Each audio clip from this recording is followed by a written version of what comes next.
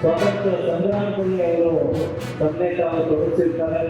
ಅದಾದ ನಂತರ ಸ್ವಾತಂತ್ರ್ಯ ಬಂದಮೇಲೆ ಬಹುಮುಖ್ಯ ಅವರ ಪಾತ್ರ ಕಾನ್ಸ್ಟಿಟ್ಯೂಯೆಂಟ್ ಅಸೆಂಬ್ಲಿ ಅಂದ್ರೆ ಸಂವಿಧಾನ ರಚನಾ ಸಭೆಯ ಸದಸ್ಯರಾಗಿ ಏನು ಶತಮಾನಗಳಿಂದ ಒಂದು ಅಸಮಾನತೆ ಇರುತ್ತೆ ಅದರ ವಿರುದ್ಧ ಶೋಷಿತರಿಗೆ ದಲಿತರಿಗೆ ಅವರು ಮತು ಕೊಡಕ್ಕೆ ಮೀಸಲಾತಿ ಕೊಡಕ್ಕೆ ಬಹುಮುಖ್ಯ ಪಾತ್ರ ಬಾಬೂಜಿಯವರು ಮಾಡಿದ್ದಾರೆ.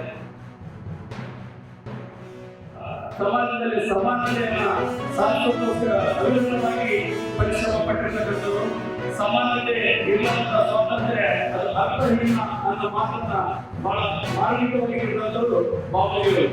ಹಾಗಾಗಿ ಬಾಬೂಜಿಯವರು ಬಿಟ್ಟಿರ್ತಕ್ಕಂಥ ಕೊಡುಗೆಗಳು, ಅವರು ಪಟ್ಟಿರ್ತಕ್ಕಂಥ ಒಂದು ಪರಿಶ್ರಮ, ಅವರು ಇಟ್ಟಿರ್ತಕ್ಕಂಥ ಒಂದು ದೂರದೃಷ್ಟಿ, ಅವರು ಕಂಡಿರ್ತಕ್ಕಂಥ ಕನಸು, ಸಮಾಜದ ಒಂದು ಕನಸು ನಾವೆಲ್ಲರೂ ಕೂಡ ಕನಸು ಮಾಡುವ ನಿಟ್ಟಿನಲ್ಲಿ ಶಿಕ್ಷಣದಿಂದ ನಾವೆಲ್ಲರೂ ಕೂಡ ಉನ್ನತ ಮಟ್ಟದಲ್ಲಿ ಎಲ್ಲರೂ ಕೂಡ ಮುಂದೆ ಬರಬೇಕು.